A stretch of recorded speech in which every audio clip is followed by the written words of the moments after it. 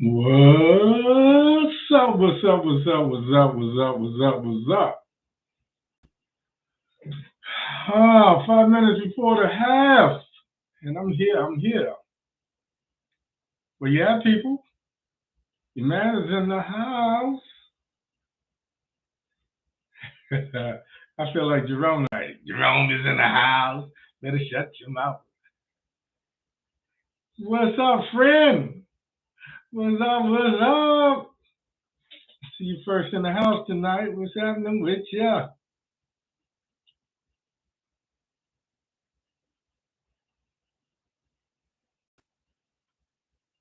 Ah.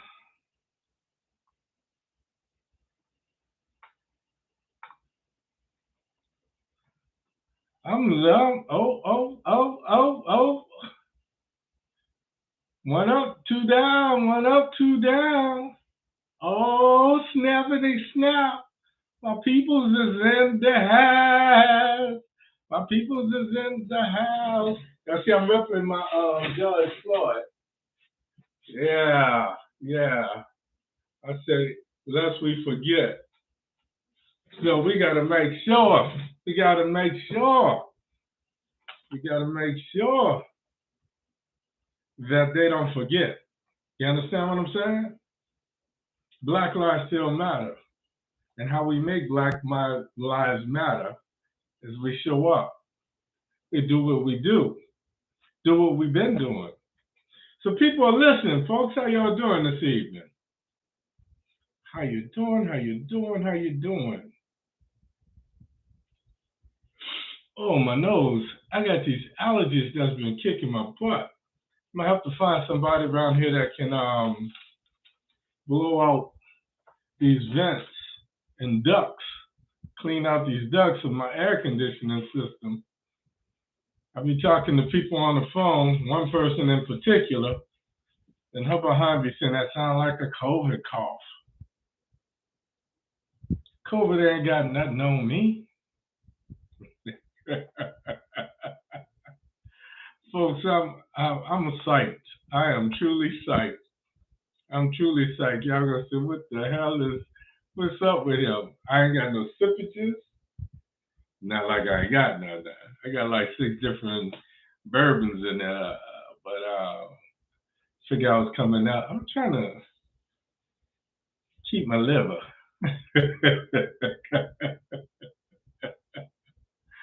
So what's up, people? What's up? What's up? What's up? I don't know, man. I was watching. I don't know if you guys have been watching, but Tuesday was a lot of primaries that will determine who the Democrat will be running against the Republican, or Trump disciple, or however they call themselves. So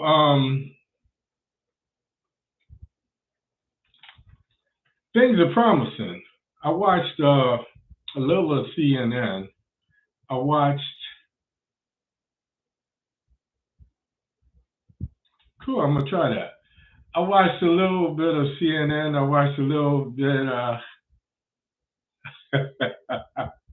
He was just tripping on me tonight. I like that, though. I love the energy, man. I love your energy. Come on in. Come on in. Sit yourself down and take a seat.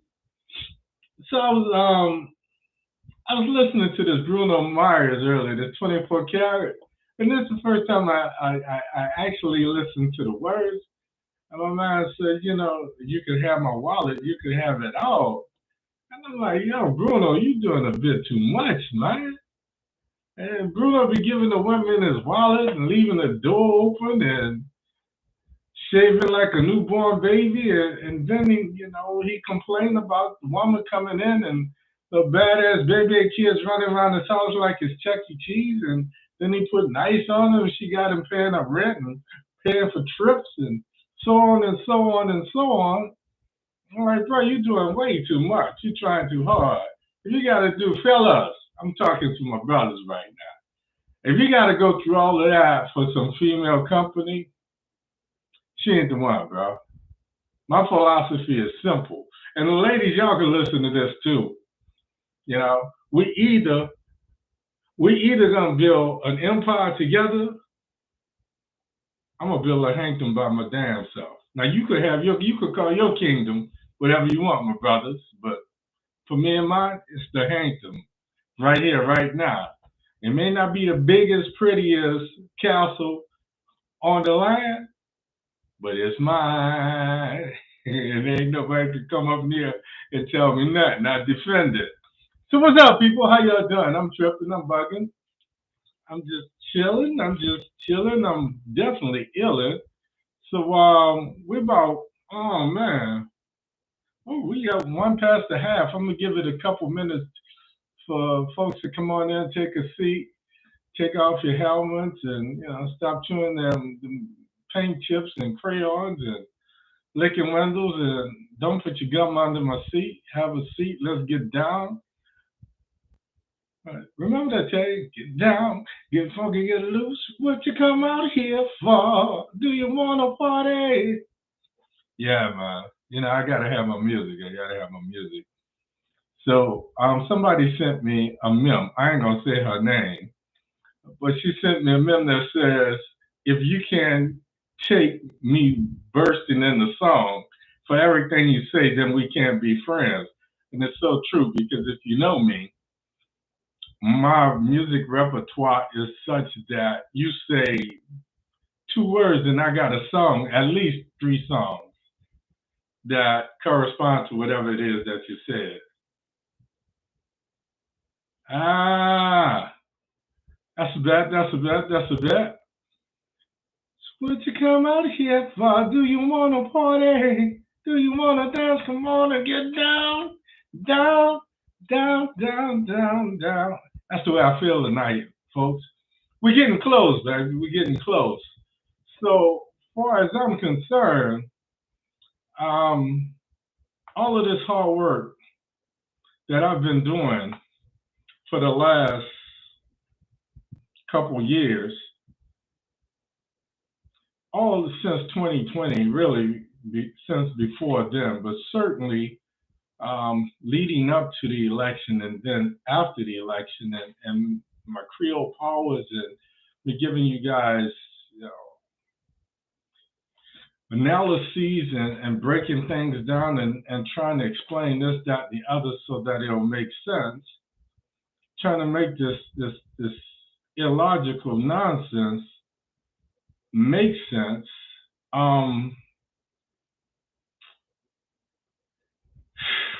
It's starting to pay off. When I look at the news, when I look at what those talking heads that are paid to talk and make predictions and so forth and so on, when I hear what they say, I feel vindicated. I feel like all of my preaching, my teaching, all of this has not been in vain. So yeah, I'm psyched. I'm psyched. To my folks that's been knowing me for a minute, I keep saying this and I mean it. I'm not new to this, I'm true to this. I do this, I've been approached about doing shows on various mediums and what have you. And I'm probably going to take my show to another medium.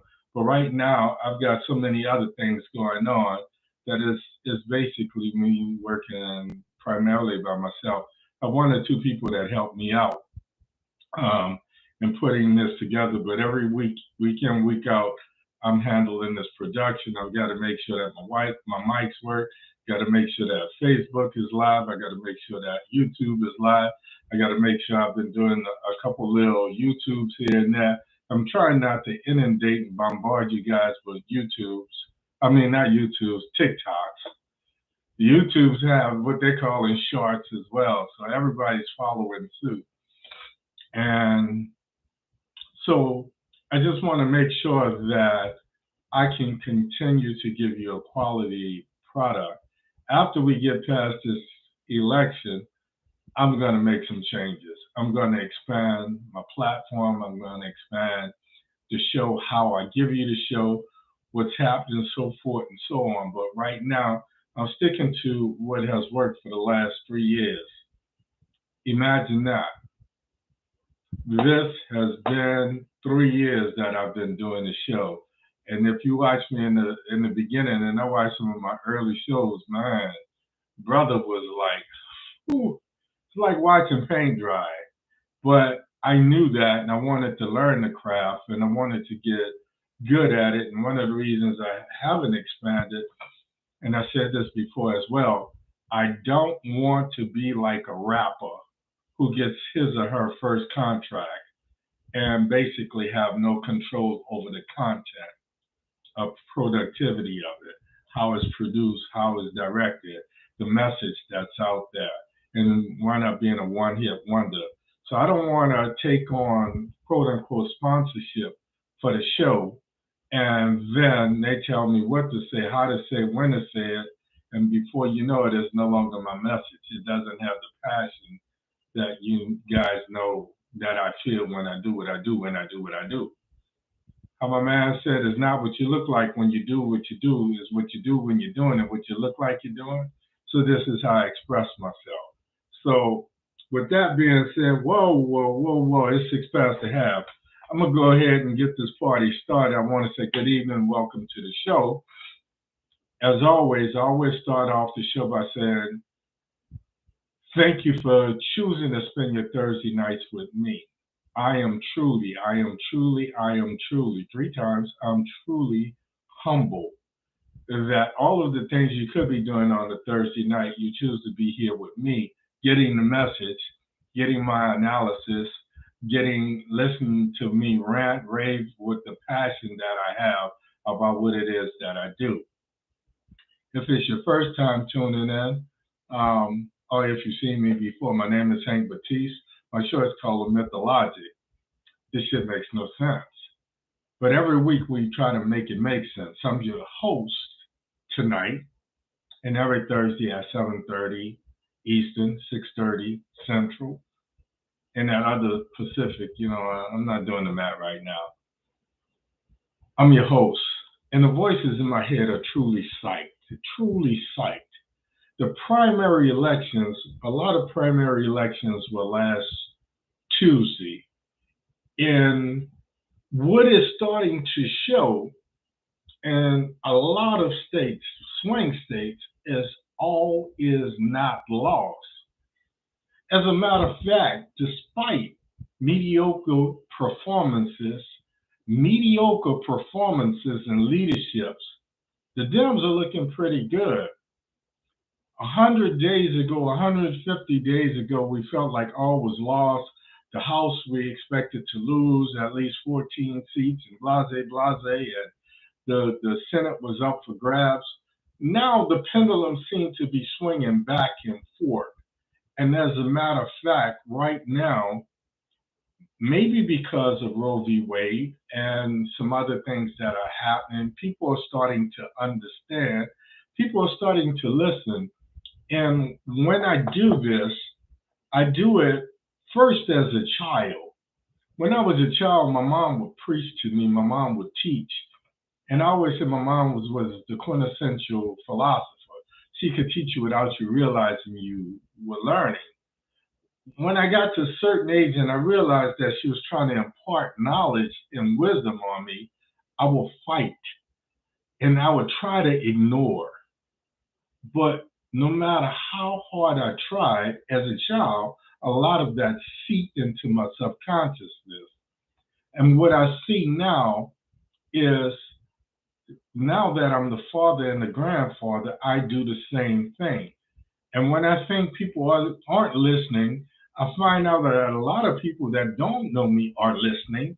And those that say they're not into politics and what have you, those that are kind of fed up with all of the games that they play in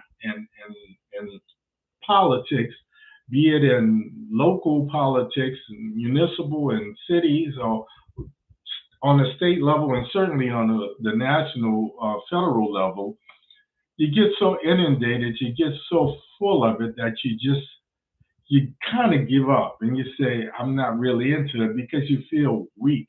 You feel like there's nothing you can do. But what this past Tuesday has shown us, what some of these primaries have shown us, is that all is not lost. What it's shown me is that people are listening, even those people that I don't know. What I have noticed is that um, some of those that I would call opponents, those that don't agree with our way of thinking, and I'm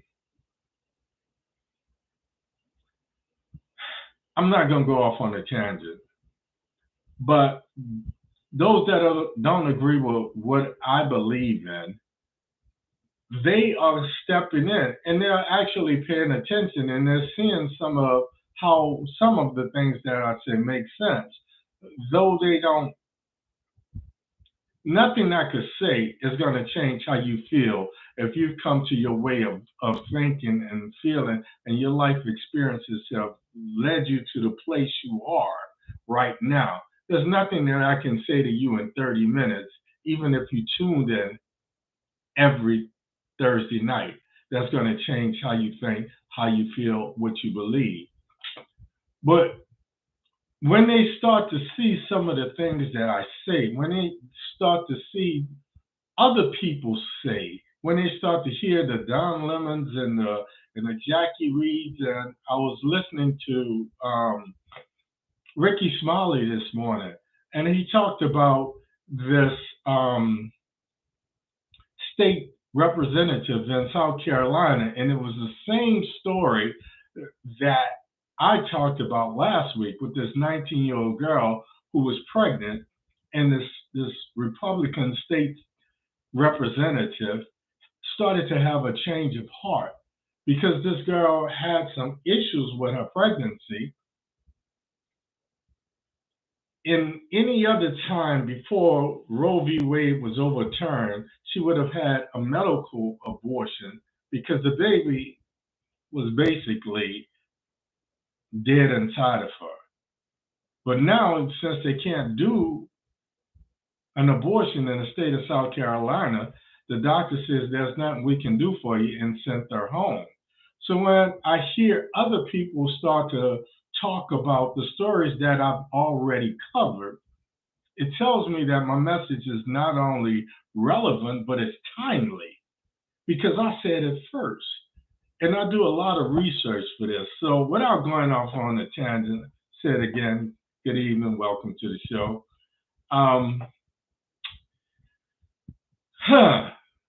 Mar-a-Lago. The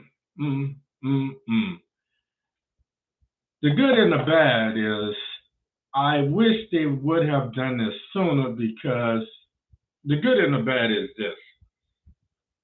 It's good to send a message that you're not above the law. I understand that the reason that they waited to do some of this is because they wanted his popularity to wane. But a lot of those people that follow him because he spewed the hate that's deep-seated inside of them. And that doesn't change simply because he's out of office. So, Mar-a-Lago, the good is they sent the message. The bad is it made, when his popularity was really starting to wane, it gave the knucklehead a shot in the arm and increases not his popularity, but it gave him another national platform, and it gave him an opportunity to whine that somehow he's the victim again. It's amazing that the people that always do the most dirt are always the ones who cry foul the most. So I'm gonna talk a little bit about it, but I'm proud to be here in Florida. Last Tuesday was our election. Over the weekend, I took a couple people to the polls and I tried to do my part, you know what I'm saying? And this last Tuesday, what we found out is Val Demings, and you guys, a lot of you remember, Val Demings is the U.S. representative from the state of Florida. She used to be chief of police and blah, blah, blah. but she really made a name for herself. She had a positive showing during the impeachment trials of despicable, delusional Donnie. She represented herself. She represented the state of Florida very well. So it looks like she's going to be running against Marco Rubio. Up until this point, she's out earned him for his donations are concerned. Now the pundits, the talking heads, the media is starting to talk about this dark money, that this Republican dark money, and they talk specifically about Rick Scott, who used to be a governor here, and representative and blah, blah, blah, blah, blah. But he's out on his boat in the Mediterranean off the coast of Italy, and they're talking about how he's going to start funding money into Marco Rubio's campaign to try to stop Val Demings from winning. So I feel good about that. In New York, there was something that happened, with we always talk about these piss poor and mediocre performances. And I talk about being an administrator if I had to evaluate these people. So we talked about all that was going on in the state of New York with Cuomo, Andrew Cuomo, and then all of this other stuff, and these people and this people and what's happening there, and this person being investigated and so forth and so on. Well, Pat Ryan looks like he's going to be the man. He's a Democrat in New York, so that's a good thing. There are things, and all of this is just showing us that all is not lost. So those folks that feel like you're not into politics because you feel powerless, all I'm saying is this. 150 days ago, things look pretty bleak. In spite of piss poor Pelosi leadership, there's still hope that the Dems, the D-I-M, capital D, capital I, capital M, small letter S, can hold the House. Imagine that. We've got 75 days left, and somebody's been listening to my rants. Somebody's been listening to my sermons. Somebody's been listening to the message that I've been spewing about the what-ifs of a McCarthy and McConnell Republican, Trump-Publican rule in Congress. So as a result of all of this, like I tell you, I'm psyched. Tonight's show is called 3 Quarters Left. Game on. My name is Hank Batiste. This is OMITDALOGIC. This shit makes no sense, but we gotta make it make sense.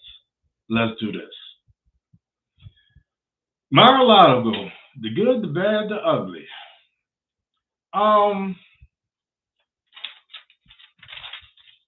Every day we hear about redactions and what was on the warrant and so forth and so on. The thing that I would impress upon you, the thing that's most important is, I call him despicable for a reason, because what he showed us on January the 6th is if he can't have it, he would burn it down. It being this country, it being power. When he left the White House, he took a lot of top secret, sensitive information that had to do with military plans. They talk about he took what they call in love letters between him and Putin and Kim Jong-un. Korea and Russia are the two places, plus China, that would love to see America fall. If he cannot get nominated in 2024, who's to say, with his love of Putin, that he won't give some of this information? Now they're saying some of the documents that they seized shows that Bill Barr, his attorney general, that looks like Dan Connors or John Goodman, shielded him from the Mueller report that showed that he obstructed the investigation into Russia's influence in the 2020 elections, in the 2016 elections. So all of this is not only pertinent, it's beyond important, because anybody that feels like, if I can't have it, and it's childish, if I can't win, I'm going to take my ball and leave the park. Anybody knows if you're playing ball and you play elimination, if they're using your ball and your team loses, then you have to take next, and you have to wait for a chance to come up and play again. You don't just childishly take your ball and leave the park, and the game is over. And everybody knows somebody who's like that. So he would easily give away this information to see this country fall. So it was imperative that they did what they did. But I don't like the timing of how and when they did it. So enough said about that.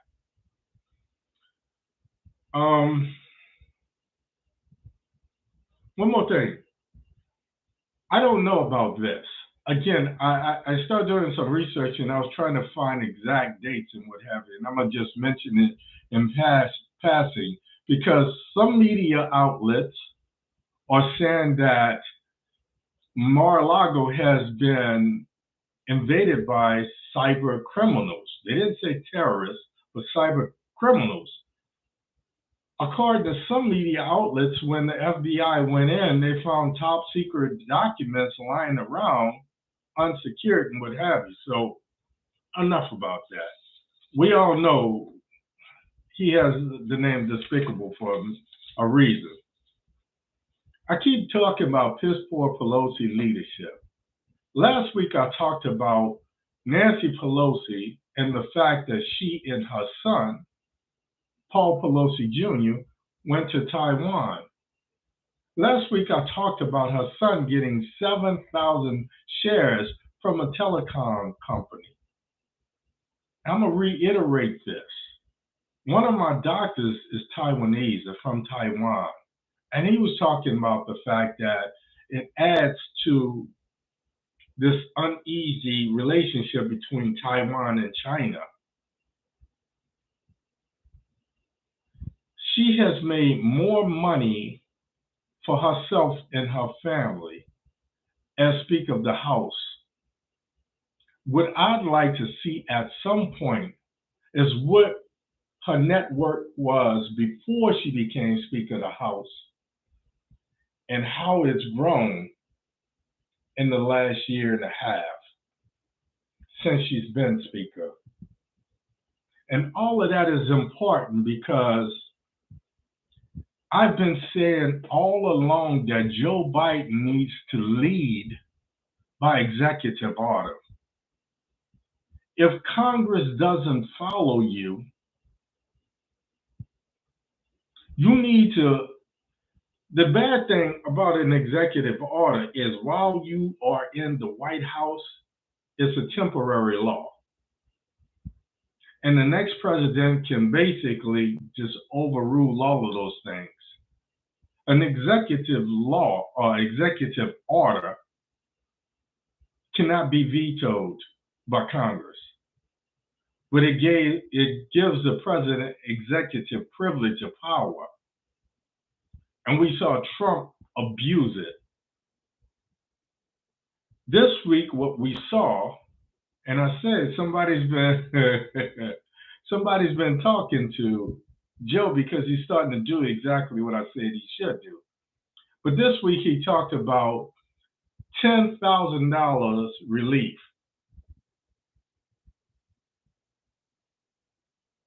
for student loans. I don't know about you guys. I got two masters. I had over $80,000 in student loans. So $10,000 would have did nothing to alleviate that. But he did it, and this is me analyzing. I didn't have a talk with Joe Biden, but if I were president, if I were the CEO of a corporation called America, and I had to deal with a board of directors called Congress, with all of that backbiting and not being able to even depend on those people that are in the same party I am in. And I was frustrated with trying to get things done. And I decided I'm going to show the American people that I'm trying to keep the promises that I made on a campaign trail. And I wrote this executive order. And of all the people, Nancy Pelosi has the audacity to say that it's not legal. He does not have the power to do it.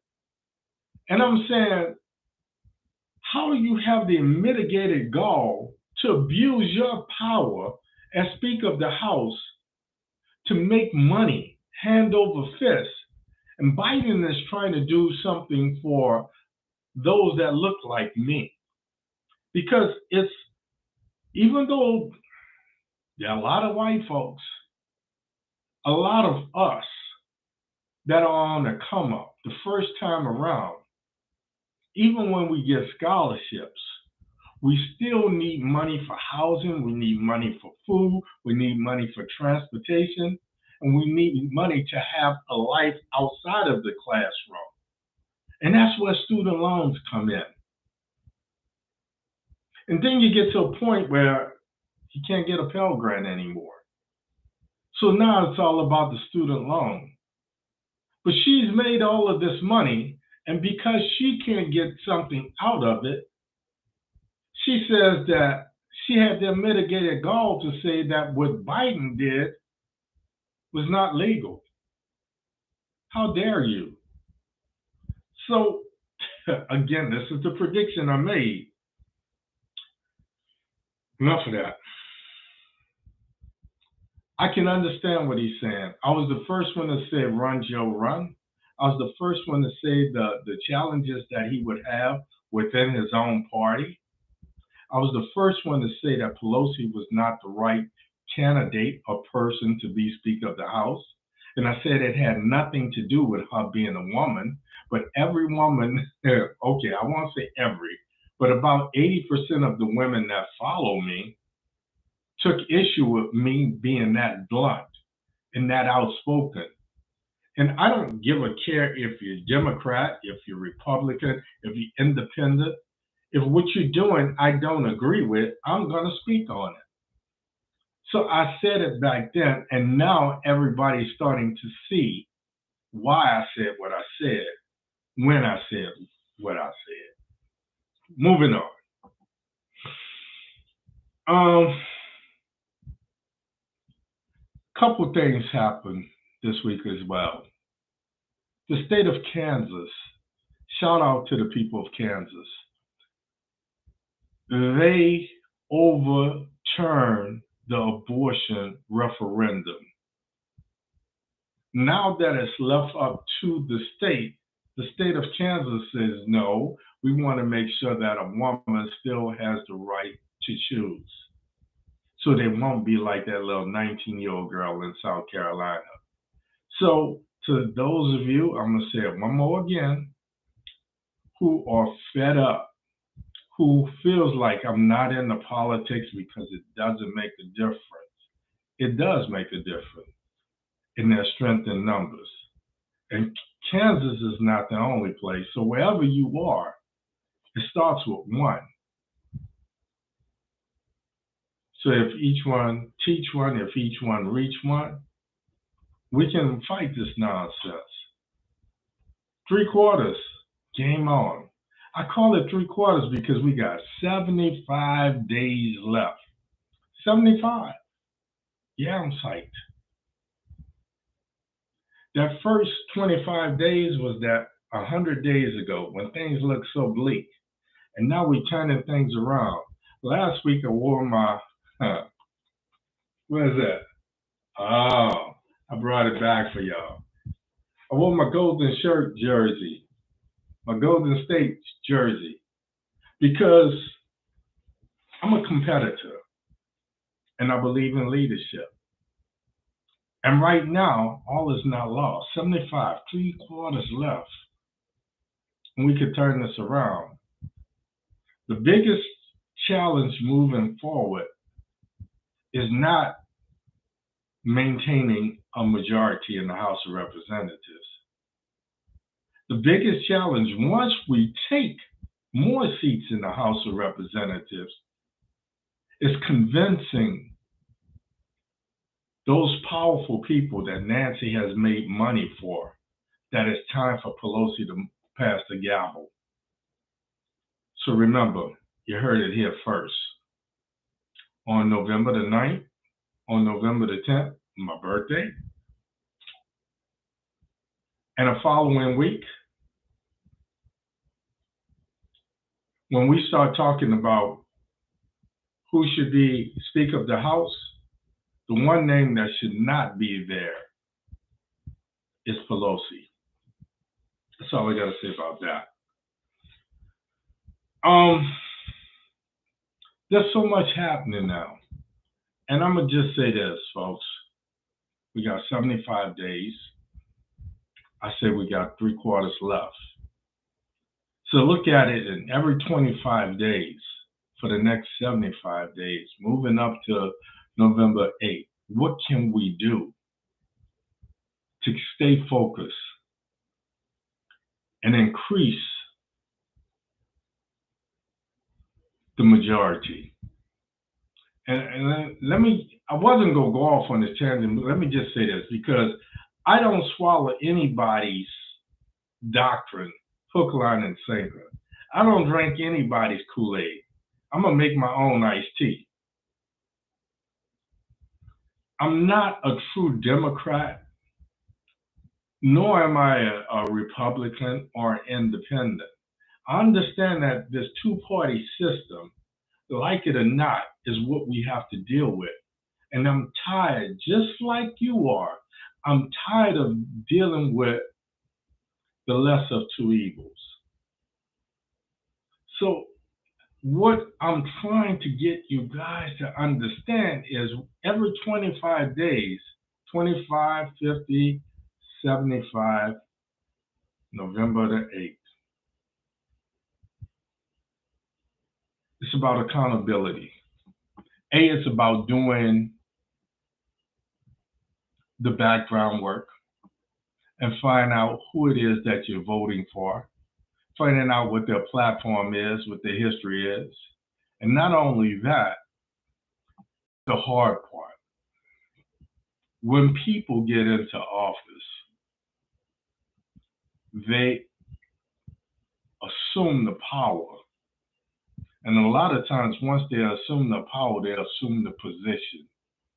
And they become just like the others because they see this corruption is so wanton. And they feel like they can't fight it.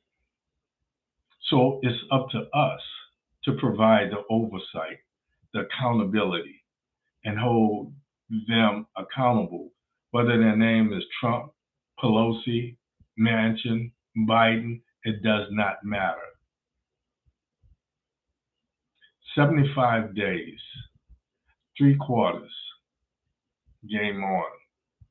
Every 25 days, let's come up with a strategy on how to make our individual communities better and how we're going to hold them accountable.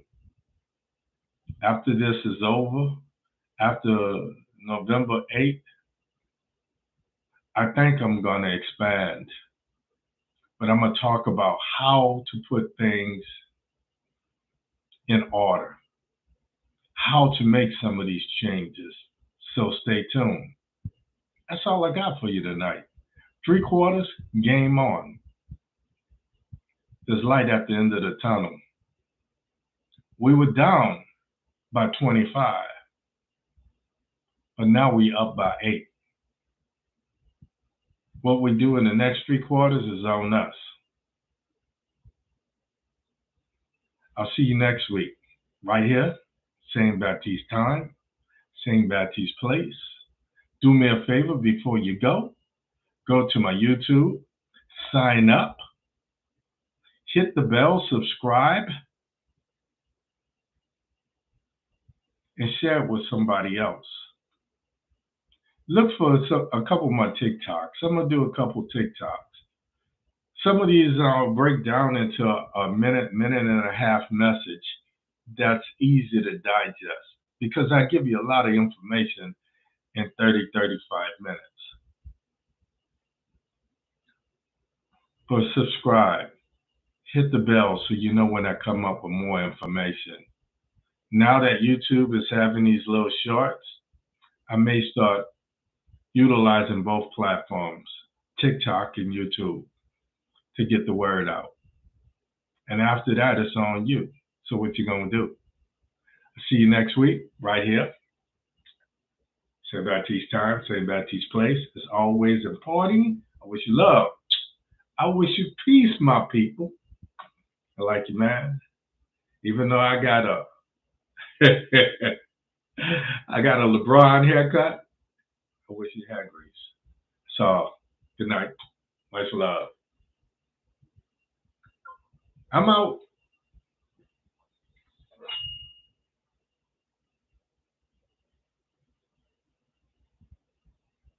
I appreciate it.